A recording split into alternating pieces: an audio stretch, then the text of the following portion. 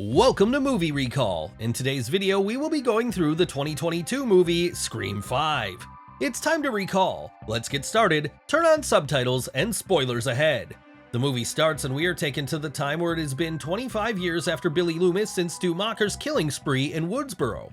We go on to see a secluded house on the town Woodsboro, and in that house, a young girl named Tara is all alone in the house and the sun has already set. Tara is chatting with a friend named Amber when she goes on to receive a call from an unknown number. The man on the phone starts talking about horror movies and goes on to offer her to play a game with her. She starts talking to him normally and she likes where the conversation is going because she loves watching horror movies, especially the Stab series. She agrees to playing the game when he says that in the Stab movie, the girl was alone at her house when she received a call from an unknown number, and same is the case with Tara. Things get very real very quickly, and Tara gets a little scared and she hangs up the phone. The man calls again, and at the same time, he goes on to send her messages from Amber's number and tells Tara that he is right outside her friend's house and he threatens to kill Amber. He even sends live footage of Amber to Tara, making it clear that he is not just messing around. The man tells her that if she is not able to answer his questions, he is going to kill someone. Tara agrees to playing the game and gets the first 3 questions right, but the 4th question confuses her and she gets it wrong. He tells Tara that he is now going to kill Amber, so Tara runs out to save her friend, but when she opens the door, the Ghostface is already waiting for her outside her house, and he tries to attack her. She somehow manages to lock the door with the security system in her phone, but the killer has already tapped her phone, so he unlocks the doors and walks in. She tries to get away from him, but he goes on to break her ankle and stabs her multiple times. The scene then changes to another town where we see Samantha Carpenter, who is the elder sister of Tara. She is with her boyfriend named Richie when she receives a call, and the person tells her about her sister getting stabbed, but she did not die. She is in a hospital and her state is critical.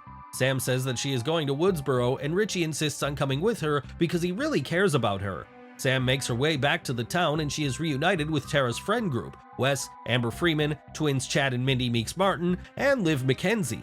All of them are Tara's good friends, and they are seen discussing that the Ghostface serial killer is back in town, and they go on to even suspect some people from their own school to be the Ghostface killer. They go on to suspect even their own friends because it is a famous fact that the serial killer like these turn out to be one of the closest people in groups. Liv's ex-boyfriend Vinny Shriver is also there, and none of the guys in the group likes that guy. He seems weird, and the people in the group suspect him to be the killer because he and Tara even had an argument a few days back, and on top of that, he happens to be Stu's nephew, who was a famous serial killer in this very town 25 years ago, the guy who worked with Billy Loomis. Sam, in the meantime, is with her boyfriend in the car, where she goes on to have a conversation with him about slasher movies, and she tells him that most of these movies are based on the events happening in a secluded town just like theirs. Sam tells him that Billy Loomis and Stu were the first 2 guys who started the killing spree wearing Ghostface masks, and after that, it just became a thing, and people started doing it to make a name for themselves. Sam gets to the hospital and meets her little sister, who is finally awake, and she is surrounded by the group we saw earlier. Tara goes on to introduce the group members Chad, Wes, Amber, and Mindy to Richie. Amber makes it clear that she does not like Sam because Sam left Tara on her own when she needed her elder sister the most, and Amber really cares about Tara. Amber now thinks that Sam could pretty much be the killer who attacked Tara. The group goes on to make a list of suspects, and that list contains the names of their own friends. This is when Liv's ex-boyfriend Vince Schneider gets there, and he goes on to have a chat with Chad, who is now with Liv. Chad hates Vince, and these two end up getting into a fight in the bar, so the bar owner kicks out the whole group. Vince is outside the bar alone taking a leak when his car lights are switched on by someone. He thinks that this must be Chad messing with him, so he threatens to teach him a lesson as he walks towards his car. Just as he gets to the car, the Ghostface goes up and goes on to stab him to death.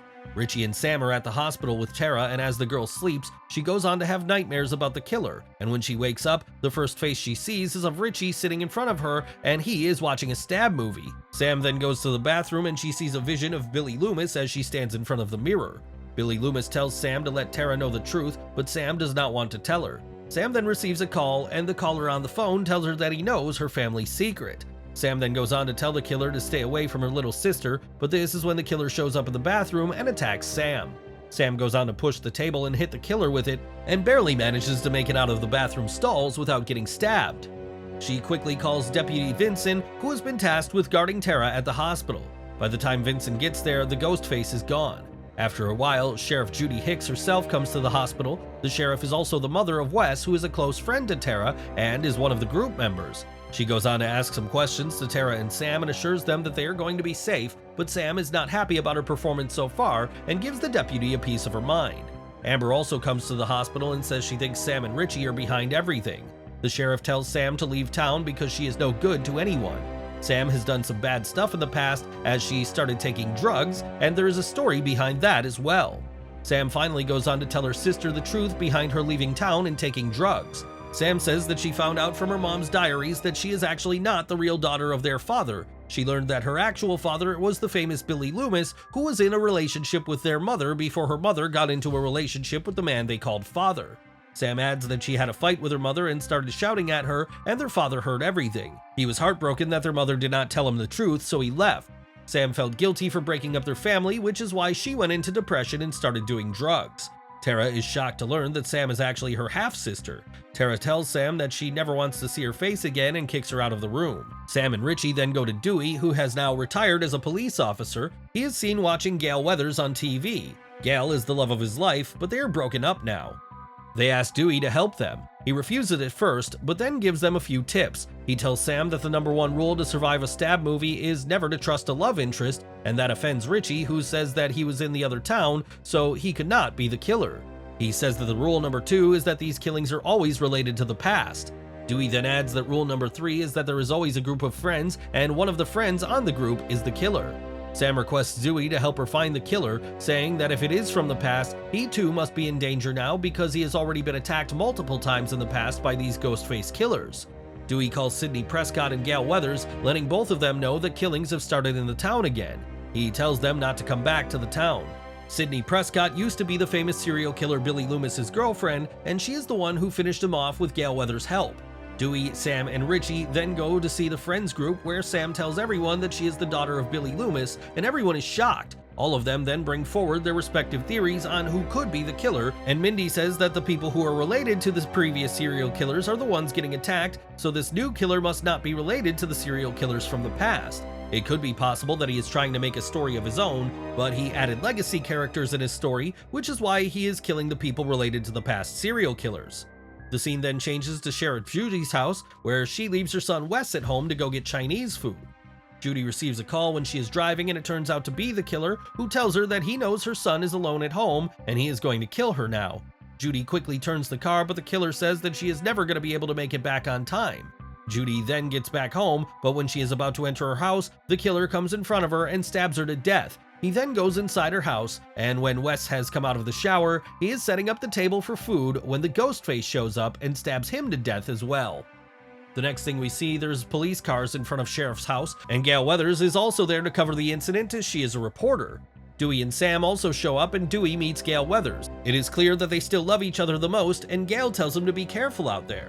This is when Sam sees that Deputy Vincent is also there, and she quickly understands that since Vincent is not at the hospital, that means her sister must be in danger. He right away tells Dewey about it, and they get in a car and make their way to the hospital. Sam calls Richie and tells him that Tara is alone at the hospital, so he should go there and protect her, adding that she too is on the way. The scene then changes to the hospital in Tara's room, where she hears some strange noises and then the lights go off. She gets scared and calls out for help, but there is no one out there. Richie gets there after a while and goes on to ask Tara what is going on. When Tara is talking to him, she sees behind him standing the Ghostface killer. The killer then goes on to hit Richie on the head and knocks him out. Tara is on her wheelchair. She desperately tries to wheel away from the killer, and when she is in the dark hallway, she sees a police officer's dead body. Sam then calls Tara and the killer picks up. The killer tells Sam to choose between Richie and Tara, or else both of them are going to die. Sam is not able to make a decision. They are, however, at the hospital now, and Dewey tries to shoot the killer, but the Ghostface manages to get away. Sam and Dewey then check in on Tara, but the killer shows up again, and Dewey shoots him again. They also find Richie, and when all of them are about to leave, Dewey says that he should have shot the killer on the head because they keep coming back unless they're shot in the head. He tells the others to go, saying he will join them soon. He goes back in the hallway to shoot the killer, but the Ghostface attacks him out of nowhere, and he is stabbed to death in a brutal manner.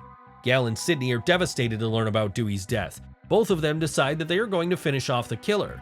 Sam says that she needs to save her sister, so she is going to leave town, but Sidney tells her that the killer will follow her wherever she goes, so the only way to protect herself and her sister is to find the killer and finish him off. Sam, however, still leaves, but Sydney puts a tracker on her car because she knows the killer is going to follow them. When Sam and Tara are on the way to another town with Richie, Tara says she forgot her inhaler and the spare inhaler is at Amber's place, so they should go there and get the inhaler. Richie then takes a turn to Amber's house. Sydney and Gal then go on to follow them to Amber's place. Amber's house is revealed to be Stu's former home, where the original Woodsboro massacre took place in the first Scream movie. There is a party going on at Amber's house to honor Wes's memory.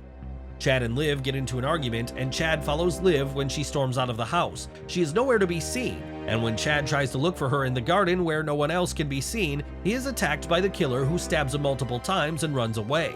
Mindy is also stabbed by the killer inside the house, but Sam gets there in time and saves her life. The whole group is now present. Liv is also back, who says she just found bloody Chad. They all start blaming each other. As the friend group convenes, Amber pulls out Dewey's gun and shoots Liv in the head, revealing herself as the killer. Sydney and Gal arrive, and Richie is revealed as Amber's accomplice. He stabs Sam, and he and Amber take Sam, Sydney, and Gal in the kitchen, where Sydney had first faced off against Billy and Stu. Richie and Amber reveal they are fans of the Stab film series who met online. Disappointed in the trajectory taken in the most recent Stab 8, they decided to embark on a new killing spree to bring back the original cast and provide new and improved source material for a future Stab film. Then frame Sam as the killer. Sam attacks Richie and Tara attacks Amber but is incapacitated. Richie goes after Sam while Sydney and Gal fight Amber together, ending with Gal breaking free and shooting Amber, who lands on a turned-on stove and is set on fire.